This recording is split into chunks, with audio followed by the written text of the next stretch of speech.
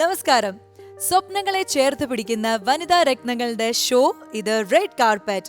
So let's begin the show. This is red carpet. And red കാർപ്പറ്റിൽ ഇന്നും നമ്മുടെ കൂടെ വിശേഷങ്ങൾ ഷെയർ ചെയ്യാൻ അവർ രണ്ടുപേരും ദാ ഇവിടെ കാത്തിരിക്കുകയാണ്. അപ്പൊ അവരെ കൂടി സ്വാഗതം ചെയ്യാം. Let's welcome Jaseela and Ranjith. അപ്പൊ രഞ്ജിത്ത് ആൻഡ് ജസീല, രഞ്ജിത്തിന്റെ അതായത് നമുക്ക് അമ്മയെ കുറിച്ച് എന്തായാലും ചോദിക്കണം. അദ്ദേഹത്തിന്റെ അമ്മ ഒരു ആർട്ടിസ്റ്റ് ആണ്. നമുക്ക് മലയാളി പ്രേക്ഷകർക്ക് എല്ലാവർക്കും അറിയാം, ഒരുപാട് നല്ല ക്യാരക്ടേഴ്സ് ഒക്കെ ചെയ്ത ഉഷ ആന്റിയാണ് രഞ്ജിത്തിന്റെ അമ്മ. അപ്പൊ അമ്മയുടെ സിനിമാ ജീവിതം കണ്ടിട്ടുണ്ടാവുമല്ലോ. അന്ന് മുതൽ മനസ്സിൽ ആഗ്രഹമായിരുന്നു. എങ്ങനെയാണ് ആഗ്രഹം വന്നത്? അമ്മയുടെ അഭിനയ ആഗ്രഹങ്ങളോ അല്ലെങ്കിൽ ഞാൻ അമ്മയുടെ കൂടെ ലൊക്കേഷനിൽ പോയിട്ടുള്ളത് കൊണ്ടോ ഒന്നുമല്ല. ഞാൻ മർച്ചന്റ് നേവി പഠിച്ച് കപ്പലിൽ ജോലി ചെയ്ത ഒരു വ്യക്തിയാണ്. അവിടെ നിന്ന് മലേറിയ വന്ന് തിരിച്ച് വരേണ്ടി വന്ന ഒരവസ്ഥ ഉണ്ടായി. അതിനുശേഷം പിന്നെ എന്ത് ചെയ്യണമെന്ന് അറിയാൻ പാടില്ലാതെ വെറുതെ ആരാപേരെ അങ്ങോട്ടും ഇങ്ങോട്ടും നടക്കുന്നതിന് നടുവിലാണ് എന്നാൽ നമുക്കിതൊന്ന് ട്രൈ ചെയ്ത് നോക്കാം എന്ന് പറഞ്ഞ് അമ്മയുടെ ഫുൾ സപ്പോർട്ട് ഉണ്ടായിരുന്നു. തീർച്ചയായിട്ടും അമ്മയുടെ സപ്പോർട്ട്. അമ്മയ്ക്ക് ചിലപ്പോൾ ഇഷ്ടമായിരുന്നു അല്ലേ രഞ്ജിത്തിന് ഒരു സിനിമ സീരിയൽ അല്ലെങ്കിൽ ഒരു ആർട്ടിസ്റ്റ് ആയിട്ട് കാണണമെന്ന് ഇഷ്ടമുണ്ടായിരുന്നോ? അല്ല, എന്നോട് അങ്ങനെ ഒന്നും ചെറുപ്പത്തിൽ ചോദിച്ചിട്ടോ അല്ലെങ്കിൽ നിനക്ക് ഇൻഡസ്ട്രിയിലോട്ട് വരണോ അങ്ങനെയൊന്നും ചോദിച്ചിട്ടോ പറഞ്ഞിട്ടൊന്നുമില്ല. ഞാൻ അങ്ങോട്ട് പറയുമായിരുന്നു ഒരു സമയത്ത്, അയ്യോ ഇനി എന്താ ചെയ്യേണ്ടതെന്ന് ഒരു ഐഡിയ ഇല്ലാതിരിക്കും, പറയാം എന്നാ ഞാനൊന്ന് അഭിനയിച്ച് നോക്കട്ടെ എന്ന് പറഞ്ഞപ്പോഴാണ് എന്നാ ശരി ഫുൾ സപ്പോർട്ട് എന്ന് പറഞ്ഞിറങ്ങുന്നത്. ജസീല നമ്മുടെ നാട്ടിൽ വന്നു, നമ്മുടെ കുറെ സെലിബ്രേറ്റ്. വേറൊരു കാര്യം, ഹോക്കി പ്ലെയർ ആണല്ലേ? അതെ. അത് എനിക്കറിയില്ലായിരുന്നു. ഹോക്കി ചാമ്പ്യൻ ആണോ? ചാമ്പ്യൻ നമുക്കൊന്നും പറയാൻ പറ്റത്തില്ല. ഹോക്കിയിൽ ഒറ്റ ഒരാൾ ചാമ്പ്യൻ ആവില്ല. ഞാൻ ഇങ്ങനത്തെ ഒരു ഓപ്പർച്യൂണിറ്റി എനിക്ക് വരുന്നത് അൺഎക്സ്പെക്ടഡ്ലി ആയിരുന്നു. ഓക്കെ, ഞാൻ NCC-ലൊക്കെ ഭയങ്കര ആക്റ്റീവ് ആയിട്ടുള്ള ഒരു ആളായിരുന്നു.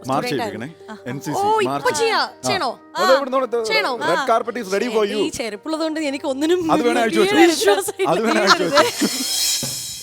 സല്യൂട്ട് കർണ ദൈന സല്യൂട്ട് സല്യൂട്ട് കാലി ഏ നോ തീ ചാ മതി തിരിച്ചു വാ. ശരിക്കും ഡ്രസ് ഇട്ട് വന്നത് നന്നായിട്ടോ. അതിന് പറ്റിയ ഏകദേശം ഒരു കളർ കോംബോ അറിയോ. എനിക്ക് പോലീസ് ആവണമെന്ന് ആഗ്രഹമായിരുന്നു. എനിക്ക്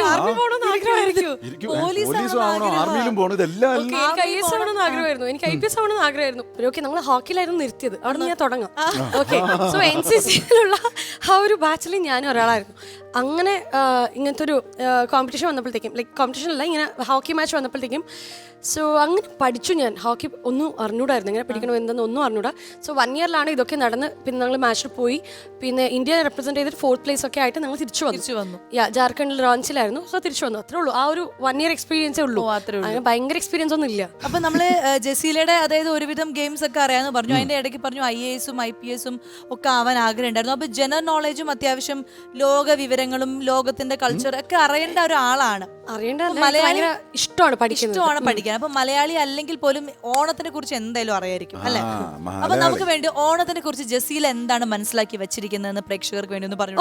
എന്താണ് ഓണം? ഓക്കെ, ഞാൻ ഇവിടെ വരുന്നതിന്റെ മുന്നേ എന്റെ ഓണം എന്ന് പറഞ്ഞു കഴിഞ്ഞാൽ ഈ 7-8 ഡേയ്സ് ഈ പൂക്കളൊക്കെ ഇടില്ല, അത്തപ്പൂക്കൾ, മഞ്ഞ കളർ പൂ. ഞങ്ങളുടെ നാട്ടിൽ ആ മഞ്ഞ പൂക്കൾ എല്ലാ സ്ഥലത്തും കിട്ടാറില്ല. കർണാടകത്തിലോ? ഈ മഞ്ഞ മറ്റ എന്തോ ഒരു പൂ തന്നെ വേണല്ലോ, തുമ്പപ്പൂ. അത് വെള്ളമാണോ? വെള്ളമാണ് തുമ്പപ്പൂ. ഓക്കെ, അത് മഞ്ഞ കളറാണ് ഞാൻ കണ്ടത് കേട്ടോ. അറിഞ്ഞൂടാ, ഏതോ മഞ്ഞ കളർ. അത് എടുക്കാൻ വേണ്ടിട്ട് ഞങ്ങൾ ഏതോ ഒരു കാട്ടിലോട്ടൊക്കെ പോവായിരുന്നു. ഓക്കെ, ഞങ്ങളുടെ നെയ്ബർ ആക്ച്വലി മലയാളീസ് ആണ്. സോ ഞങ്ങൾ അവിടെ കാട്ടിൽ പോയിട്ട് ആ പൂവൊക്കെ കൊണ്ടുവന്ന്. എടി, നീ പറയുന്ന കൊന്ന പൂവിന്റെ കാര്യമാണ്, അത് വിഷുവിനാണ്. ഈ അറിവിന്റെ നിറകൂടം തീർച്ചയായിട്ടും സിവിൽ സർവീസ് എഴുതി IAS ആവണം. നമ്മൾ ഇന്നത്തെ കണ്ടസ്റ്റന്റ് എന്ന് പറയുന്നത് പാട്ടുമായിട്ട് റിലേറ്റഡ് ആയിട്ടുള്ള ഒരാളാണ്. ഒരു വയലിനിസ്റ്റ് ആണ്, നന്നായിട്ട് വയലിൻ വായിക്കും. അപ്പൊ ജസീലയുടെ പാട്ട് കേട്ടിട്ട് നമുക്ക് വരുമ്പോ ചോദിക്കാം അതിലൊരു വയലിൻ വായിക്കാൻ ആഗ്രഹമുണ്ടോ ഇല്ലയോ എന്നൊക്കെ. അപ്പൊ വളരെയധികം സ്നേഹത്തോടെ, അതായത് നന്നായിട്ട് വയലിൻ എന്ന് പറയുമ്പോൾ അത് പാട്ടും കൂടി അറിയുന്ന ആളായിരിക്കും. അപ്പൊ അതുകൊണ്ട് ചിലപ്പോൾ പാട്ട് പാടും നമുക്ക് വേണ്ടിയിട്ട്. വയലിനിലൂടെ മനോഹരമായിട്ടുള്ള ഗാനങ്ങൾ നമുക്ക് കേൾക്കാം. പിന്നെ അവരുടെ ഫാമിലിയെ കുറിച്ചിട്ടും എങ്ങനെയാണ് വയലിൻ പഠിക്കാൻ തുടങ്ങിയത്, അതിന്റെ ഇഷ്ടം, അങ്ങനെ ഒരുപാട് വിശേഷങ്ങൾ നമുക്ക് ചോദിക്കാനുണ്ട്. അപ്പോൾ വളരെയധികം സ്നേഹത്തോടെ റെഡ് കാർപ്പറ്റിന്റെ ഈ വേദിയിലേക്ക് ഞാൻ സ്വാഗതം ചെയ്യുന്നു ശ്രീലക്ഷ്മി.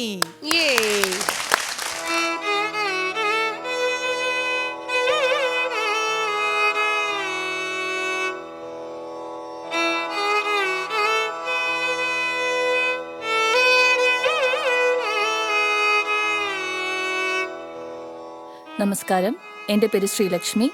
എറണാകുളത്തിൻ്റെ രാജനഗരിയായ തൃപ്പൂണിത്തുറയാണ് സ്വദേശം. കേരളത്തിലെ ഏറ്റവും മികച്ച സംഗീത കോളേജിലൊന്നായ RLV കോളേജിൽ നിന്നാണ് വയലിനിൽ ബിരുദം പൂർത്തിയാക്കിയത്.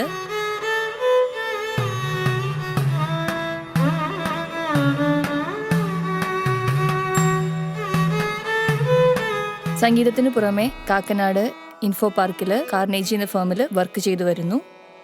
അച്ഛൻ MP സദാനന്ദൻ, അമ്മ ഉഷ സദാനന്ദൻ, പിന്നെ ഒരു അനിയനുണ്ട്, പേര് വിഷ്ണുപ്രസാദ്. അച്ഛനാണ് എന്നെ വയലിനിലേക്ക് ആദ്യമായി പരിചയപ്പെടുത്തിയത്. ശാസ്ത്രീയ സംഗീതത്തിലായിരുന്നു ആദ്യം ചേർത്തതെങ്കിലും പിന്നീട് വയലിനിലേക്ക് ഞാൻ കൂടുതൽ ശ്രദ്ധ കൊടുക്കുകയാണ് ഉണ്ടായത്.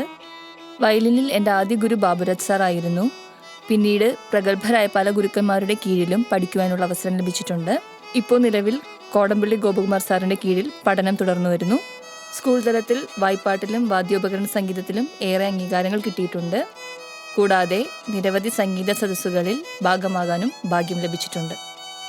നിരവധി കലാകാരന്മാരെ മുൻനിരയിലേക്ക് കൊണ്ടുവരുന്ന അമൃത TVയുടെ റെഡ് കാർപ്പറ്റ് എന്ന ഷോയിലേക്ക് എനിക്കും ഭാഗമാകാനായിട്ടൊരു അവസരം തന്നതിൽ അമൃത TVയോട് നന്ദി അറിയിക്കുന്നു.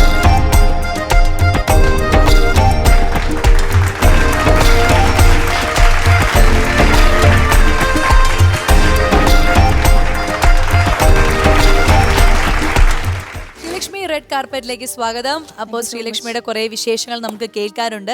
അപ്പോൾ പറയൂ, സംഗീതവും അതുപോലെ ജോലി, ഇൻഫോ പാർക്കിൽ വർക്ക് ചെയ്യാണ്. അപ്പോൾ ഇത് രണ്ടും കൂടി എങ്ങനെയാണ് മാനേജ് ചെയ്ത് കൊണ്ടുപോകുന്നത്?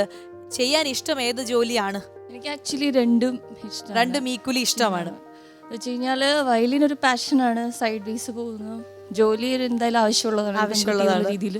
അപ്പൊ എനിക്കത് മസ്റ്റ് ആയിട്ടുള്ള. അപ്പൊ ഈ വയലിൻ എന്ന് പറയുന്നതിന്റെ ഗുരു അച്ഛനാണോ? അച്ഛനാണ് എല്ലാം തുടങ്ങി തന്നത്. അച്ഛൻ വയലിനിസ്റ്റ് ആണ്, വെസ്റ്റേൺ ആണ് അച്ഛൻ വയലിനിസ്റ്റ് ആണ് അല്ലേ? ഈ ഓൺലൈൻ ക്ലാസ്സുകളൊക്കെ എടുത്തിട്ടുണ്ടോ? എടുക്കുന്നുണ്ട്. ഇപ്പൊ എടുക്കുന്നുണ്ട്. ആൻഡ് എങ്ങനെയാണ് സ്റ്റുഡൻസിന്റെ കാര്യത്തിൽ എത്ര സ്റ്റുഡൻസ് ഉണ്ട്? ഫോറിൻ സ്റ്റുഡൻസ് ഒക്കെ ഉണ്ടോ? ഒരു 30+ സ്റ്റുഡൻസ് ഉണ്ട്. എബ്രോഡ് ആണ്. ഓ, അടിപൊളി. അപ്പോൾ കുറച്ചുപേര് നമ്മുടെ നേറ്റീവ് ആയിട്ടുള്ള ആൾക്കാർ തന്നെയാണ്. പിന്നെ കുറെ ഒക്കെ അവിടെ നിന്നുള്ള ഫോറിനേഴ്സും ഉണ്ട്. അങ്ങനെ പോകുന്നു. വലിയ കുഴപ്പമില്ല. ഇപ്പോഴും ശ്രീലക്ഷ്മിയുടെ പഠിത്തം നടന്നുകൊണ്ടിരിക്കുന്നുണ്ട്. ഞാനിപ്പോ കോടമ്പള്ളി ഗോപകുമാർ സാറിന്റെ അടുത്ത് ഓൺലൈൻ പഠിക്കുന്നുണ്ട്. ടെലിവിഷൻ പ്രോഗ്രാം ആദ്യമായിട്ടാണോ അറ്റൻഡ് ചെയ്യുന്നത്? ഓ, ആദ്യമായിട്ടാണ് ഒരു ടെലിവിഷൻ പ്രോഗ്രാം അറ്റൻഡ് ചെയ്യുന്നത്. സോ അതിന്റെ ഒരു എക്സ്പീരിയൻസ് എന്തെങ്കിലും ഉണ്ടോ? അതായത് ഈ ടെലിവിഷൻ പ്രോഗ്രാം എന്നൊക്കെ പറയാൻ മനസ്സിലൂടെ ചിലപ്പോൾ നമ്മൾ കുറെ കാര്യങ്ങൾ ഇമാജിൻ ചെയ്യുമല്ലോ. വന്നപ്പോ അതേപോലെയാണോ? അതേ വന്നപ്പോ ഒന്നും വലിയ കാര്യമില്ല എന്നാണോ? അല്ല, ആക്ച്വലി ഞാനൊന്നും എക്സ്പെക്ട് ചെയ്തില്ലായിരുന്നു. അതുകൊണ്ട് എല്ലാം അക്സെപ്റ്റ് ചെയ്യാൻ പറ്റുന്നുണ്ട്. ഈ അതായത് ക്യാമറ അതിന്റെയൊക്കെ മുന്നിൽ പാട്ട് പാടുക അല്ലെങ്കിൽ വയലിൻ വായിക്കുക എന്നൊക്കെ പറയുന്നത് എപ്പോഴെങ്കിലും ജീവിതത്തിൽ ഒരു സ്വപ്നമായിട്ട് അല്ലെങ്കിൽ അങ്ങനെ ഒരു അവസരം, ഒരുപാട് റിയാലിറ്റി ഷോസ് ഒക്കെ നമ്മൾ TV യിൽ കാണുന്നുണ്ടല്ലോ. അപ്പൊ അങ്ങനെ എപ്പോഴെങ്കിലും മനസ്സിലൊരു ആഗ്രഹം തോന്നിയിരുന്നോ? ഉണ്ട്. നമ്മളൊരു വയലിനിസ്റ്റ് എന്ന് പറയുമ്പോൾ അത്യാവശ്യം നമ്മൾ അറിയപ്പെടണം, നമ്മുടെ മ്യൂസിക് മറ്റൊരാൾ എൻജോയ് ചെയ്യണം, അതൊക്കെയാണല്ലോ നമ്മുടെ ആഗ്രഹം. അപ്പോൾ അങ്ങനെ അത് ഉദ്ദേശിച്ചിട്ടുണ്ടായിരുന്നു. പക്ഷെ ഇത് കിട്ടിയത് വളരെ ഭയങ്കര ഒരു ദൈവാനുഗ്രഹവുമാണ്, പിന്നെ ഒരു ലക്കുമാണ്. അങ്ങനെ എല്ലാം കൊണ്ടും ഗുരുക്കന്മാരുടെ ആശീർവാദവും എല്ലാം കൊണ്ടും. ഓക്കെ, ജസീലയ്ക്ക് എന്താ ചോദിക്കാനുള്ളത്? ജസീലയുടെ പാട്ട് കേട്ടു. അപ്പൊ ജസീലയുടെ കൂടെ ഒരു കച്ചേരി നടത്താൻ വിളിച്ചാൽ വരുമോ എന്ന് ആദ്യം തന്നെ ചോദിക്കാം. വരുമോ? ഞാൻ പഠിക്കാൻ റെഡിയാണ്. പഠിച്ച ഓൺലൈൻ വേണമെങ്കിൽ സ്റ്റുഡൻസ് ആയിട്ട് അഡ്മിഷൻ എടുത്തോളൂ. അല്ല, ഞാൻ ചോദിക്കുന്നത്, നിങ്ങൾക്ക് ഈ വർക്ക് ചെയ്യുന്ന സമയത്ത് ഈ വയലിനൊക്കെ ചെയ്യാൻ വേണ്ടി സമയം കിട്ടുമോ? ഉണ്ട്. എനിക്ക് മാക്സിമം ഇപ്പൊ അബ്രോഡ് ആയതുകൊണ്ട് ഈ രാവിലെകളാണ് ക്ലാസ്സുകൾ. അതുകൊണ്ട് വർക്ക് ടൈമിന് എഫക്ട് ചെയ്യാറില്ല.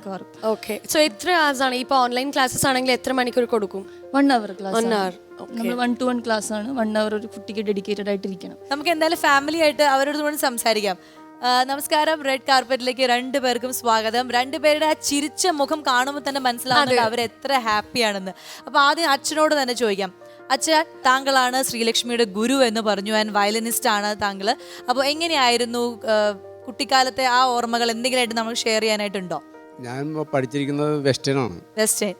വെസ്റ്റേൺ. അപ്പോൾ ആ വെസ്റ്റേണിലെ ഒരു ഇത് ചേഞ്ച് ചെയ്തിട്ട് ഈസ്റ്റേണിലേക്ക് മാറട്ടെ എന്ന് വിചാരിച്ച് മോളെ വളരെ ചെറുപ്പത്തിലേ തുടങ്ങി പഠിപ്പിക്കാൻ തുടങ്ങി. അങ്ങനെ ഇപ്പോൾ നമ്മുടെ ഒരു ആഗ്രഹത്തിനനുസരിച്ചുള്ള രീതിയിലേക്ക് മോള് വന്നിട്ടുണ്ടെന്നുള്ളതാണ് എനിക്ക് തോന്നിയത്. അപ്പൊ അതിന്റെ കൂടെ ഇപ്പൊ നിങ്ങൾ സപ്പോർട്ടായിട്ട് നടക്കുക എന്നുള്ളത് നിങ്ങളുടെ ഇപ്പോഴത്തെ സപ്പോർട്ട് കൊടുത്തിരിക്കുക. അപ്പൊ ഉഷാന്റിയെ കുറിച്ച് പറയൂ. അമ്മ എങ്ങനെയാണ് ഈ പാട്ട്, ഡാൻസ് എന്നൊക്കെ പറയുന്നത് കുട്ടിക്കാലത്ത് ഉണ്ടായിരുന്നോ? അതേ ഇവരിലൂടെ ഇങ്ങനെ കണ്ട് ആസ്വദിക്കുന്ന മാത്രമേ ഉള്ളോ? അങ്ങനെ ഡാൻസ് അതൊന്നും അല്ലേ, എല്ലാം കാണാനും ആസ്വദിക്കാനും ഒക്കെ ഇഷ്ടമാണ്. ഞാൻ ഒരു കാര്യം പറയാം, നല്ല ചിരിയാണ്. ഞാനിപ്പോ പറയണമെന്ന് വിചാരിച്ചത് ഭയങ്കര പ്ലസന്റ് ആയിട്ടുള്ള ഫേസ് ആണ്. ഈ ചുരുണ്ട മുടിയല്ലേ കുറച്ച്, ആ ചുരുണ്ട മുടിയും നല്ല ചിരിയൊക്കെ കാണുമ്പോൾ ഭംഗിയുണ്ട്. അന്ന് അഭിനയിക്കാൻ വന്നിരുന്നെങ്കിൽ ചിലപ്പോ നമ്മൾക്കൊക്കെ ഇഷ്ടപ്പെട്ട ഒരു നായികയെ മാറിയേനെ. ഈ പ്രോഗ്രാം കാണുന്ന ആരെങ്കിലും അമ്മയ്ക്ക് ഒരു അവസരം കൊടുത്തു. അപ്പൊ എന്തായാലും സന്തോഷം പരിചയപ്പെടാൻ സാധിച്ചതില്.